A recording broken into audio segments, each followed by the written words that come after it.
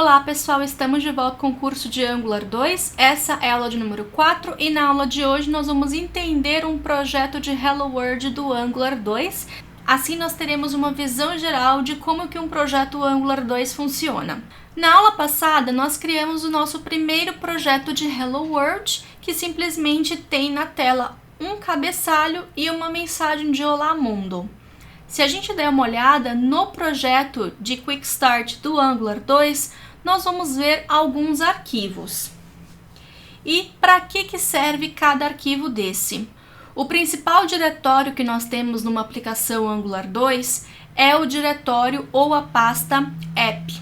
Dentro dessa pasta é onde vai ficar todo o código-fonte da nossa aplicação. Lembrando que para a nossa aplicação, nós vamos escrever código TypeScript juntamente com o código do Angular 2. Então, os arquivos que estão dentro desse diretório app têm a extensão .ts, que é a extensão do TypeScript. Junto com esses arquivos .ts, também tem os arquivos .map, que são os arquivos gerados para poder facilitar encontrar o arquivo, e o arquivo JS, que é a transpilação, a transformação do arquivo TypeScript em arquivo JavaScript puro. Nós também temos arquivo CSS no nosso projeto. No exemplo de Quick Start do próprio Angular 2, existe um arquivo chamado styles.css que também está lá. Mas enfim, a maneira com que a gente escreve o CSS vai ficar por nossa conta. Para esse exemplo, eu coloquei tudo dentro do app.css. Mas aqui nós podemos utilizar o SES, podemos utilizar o LESS, podemos utilizar styles, enfim, podemos utilizar pré-processadores que no final irão gerar um arquivo CSS para o nosso projeto. Isso aí é a gosto do freguês. Nós temos também os pacotes do Node. Mostrei para vocês na aula passada o arquivo package.json, que é onde ficam todas as dependências do projeto. A maioria dos arquivos que a gente vai encontrar lá são do próprio framework do Angular 2, mas também tem outras dependências como Bootstrap, enfim. Como o nosso projeto tinha o package.json, nós tivemos que executar o comando npm install para que fosse instalados no nosso projeto, ou seja, o gerenciador do Node, que é o npm, foi lá e fez o download do código de todas as dependências e esse código fica dentro desse diretório node_modules.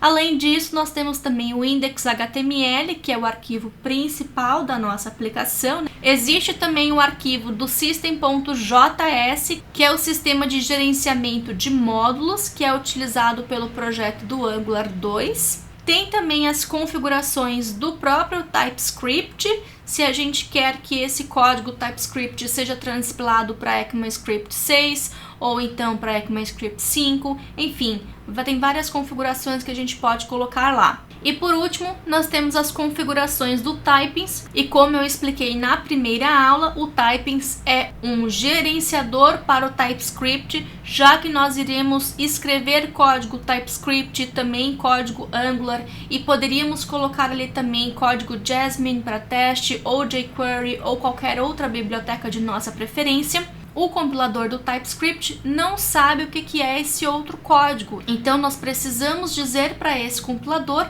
através desse arquivo de configurações typings, quais que são as outras bibliotecas para que o TypeScript entenda e também consiga converter esse código.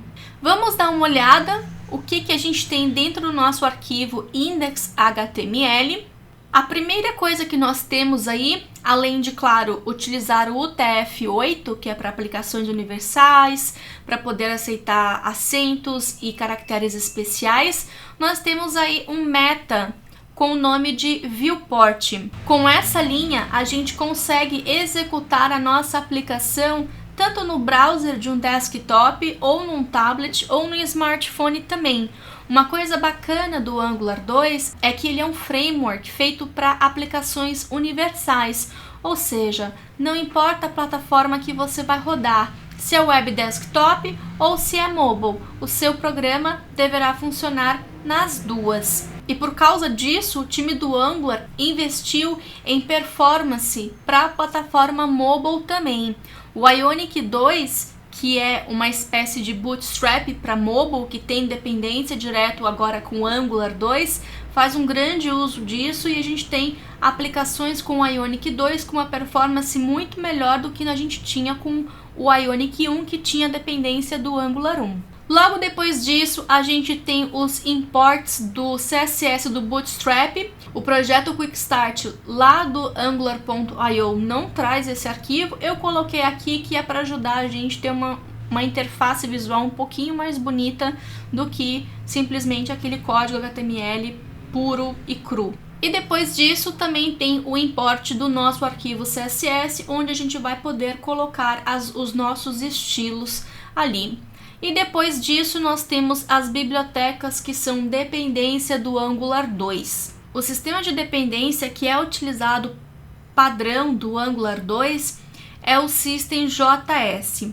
O System.js ele possui o seu próprio arquivo de configuração, que é o systemjs.config.js. E além disso, nós temos aí uma espécie de bootstrap da nossa aplicação. É essa linha system.import_app que vai importar todo o nosso código-fonte e vai fazer com que ele funcione e seja executado. Já já a gente entra em mais detalhes sobre esse arquivo. O terceiro item que nós temos dentro da nossa página HTML é a própria aplicação. Vocês podem ver que dentro do corpo do HTML só existe essa tag myApp com texto de loading, carregando. Essa tag myApp nós fazemos referência lá no arquivo TypeScript principal da nossa aplicação, que nós vamos ver também já já. Mas tenha em mente que o nome da tag que nós estamos utilizando aqui é myApp. Dentro da pasta app existe um arquivo chamado app.component.ts, que é o arquivo JavaScript. Essa é a carinha do código Angular 2. Então, aquele myApp que nós vimos aqui dentro do HTML, ele está sendo representado dentro do selector myApp.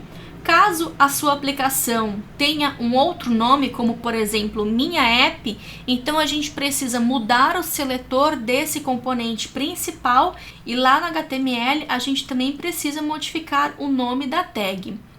Como que é a carinha de um componente do Angular 2? Primeiro nós temos a classe TypeScript, que funciona como se fosse uma classe do ECMAScript 6 ou ECMAScript 2005 também. Então nós temos a classe mais o nome da classe e temos o corpo da classe também. Em aulas futuras nós iremos entrar em detalhes do que nós podemos colocar aí no corpo da classe, que seria o código responsável pelo comportamento da nossa view. É importante também a gente exportar a classe para que outras classes possam importá-la, senão a nossa classe fica privada e as outras classes não conseguem fazer o uso da mesma. Então sempre lembrar de colocar a palavra-chave export também. Um outro bloco importante da arquitetura do Angular 2 é a metadata, que seria os metadados. Essas configurações, essas informações são o que permite que o Angular 2 leia a classe e veja o que aquela classe é. Se aquela classe é um serviço, se aquela classe é um componente, se aquela classe é uma diretiva. São nesses metadados que nós vamos informar informações importantes da nossa classe. Como, por exemplo, aí nós estamos utilizando um decorator. Para quem programa, por exemplo, em Java, no Java nós chamamos isso de anotações, que é o arroba seguido pelo nome da anotação. Aqui no Angular 2 nós chamamos de decorator por ser um metadado. Então, com esse decorator @component, nós estamos informando ao Angular 2 que essa classe é um componente. E para a gente poder utilizar esse decorator, a gente também precisa importar a classe component do pacote do Angular. Para quem programa, por exemplo, em C ou em C# ou em Java, quando a gente vai utilizar uma classe de um outro pacote ou de uma outra biblioteca, a gente tem que importar aquela classe no nosso código também. Então, o comportamento do TypeScript aqui é bem similar. Se você, por exemplo, já programa em Java, você já tem uma grande vantagem porque o código TypeScript ele é muito similar ao Java, por exemplo. Então, para a gente poder fazer o uso do Decorator Component, a gente precisa importar essa classe da biblioteca do Angular. E essa classe pertence ao pacote core do Angular, que é o pacote principal. E como eu falei para vocês, um dos metadados que nós passamos para a nossa classe é o seletor. O que é o seletor? É o nome da tag que será criada. E é claro, nós também temos o template, que é o template HTML. Como esse componente é super simples, nós podemos colocar o template juntamente com o próprio componente. Mas aí quando nossa aplicação começa a crescer, fica meio complicado ter um código enorme HTML juntamente com o nosso código TypeScript.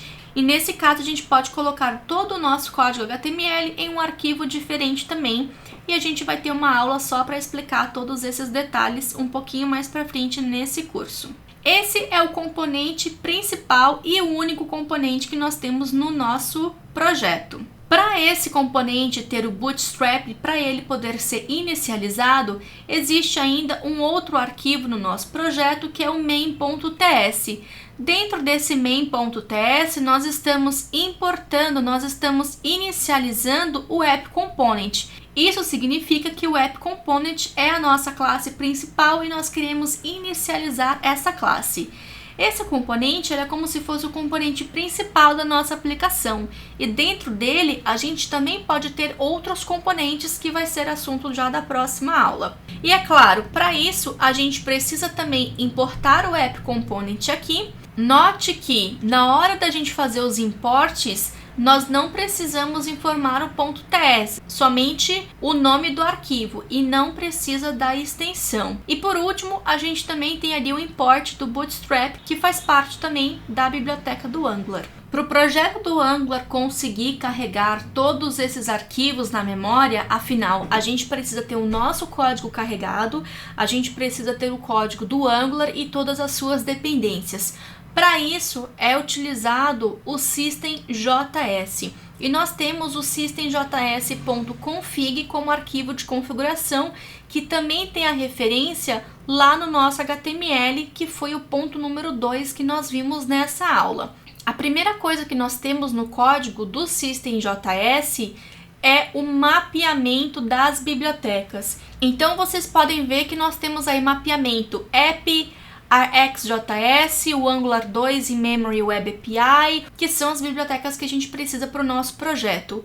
O principal para a gente aí, em termos de organização do nosso código, é o mapeamento do app para o diretório app. Todos os arquivos compilados pelo TypeScript, se a gente voltar dentro desse diretório, a gente vai ver que, além do .ts, nós também temos arquivos .js, que foram arquivos transpilados do JavaScript. São esses arquivos que o systemjs precisa carregar na memória para que o browser consiga interpretar esse código e mostrar a nossa aplicação na tela. Então, caso você decida, por exemplo, ter o seu código-fonte dentro do Minha App, ou qualquer outro nome, é importante modificar essa configuração aqui também para que a aplicação não deixe de funcionar. Uma outra coisa super importante é que nós precisamos passar para o systemjs também qual que é o arquivo responsável pelo bootstrap da aplicação, ou seja, o arquivo responsável por inicializar a aplicação. No nosso caso, o arquivo que nós vimos que tem esse código é o arquivo main.ts. Como o browser não entende TypeScript, a gente sempre vai referenciar os arquivos JavaScript. Esse arquivo JavaScript está, é claro, dentro do diretório app. Além disso, nós temos outras informações, como por exemplo, quais são os pacotes do Angular que estão disponíveis para o nosso uso também. Então, sempre quando a gente for fazer um import lá nas nossas classes TypeScript, vocês vão ver que nós vamos referenciar esses pacotes. E é claro, se a gente for utilizar alguma extensão do Angular 2, nós teremos que colocar as dependências aqui também. Nós até podemos fazer um exemplo depois utilizando um data grid do Angular, que é uma extensão bem popular que existe. Em relação ao sistema de módulos, ainda não existe um padrão, a gente pode utilizar qualquer um. O que eu mostrei aqui hoje para vocês foi o System.js, porém, vocês também podem utilizar o Webpack. Se eu não me engano, no repositório do GitHub do Quickstart também tem uma versão utilizando o Webpack. Também pode utilizar o Browserify ou o JSPM. Lembrando, como sempre, que todo o código-fonte está disponível no GitHub. Material de apoio certificado do curso, cadastro lá no loiane.training. E é isso, pessoal, espero que vocês tenham curtido mais uma aula, vou ficar esperando pelo feedback de vocês e, por favor, não esqueçam de dar um joinha aqui no YouTube para poder ajudar com a divulgação do curso. Até a próxima!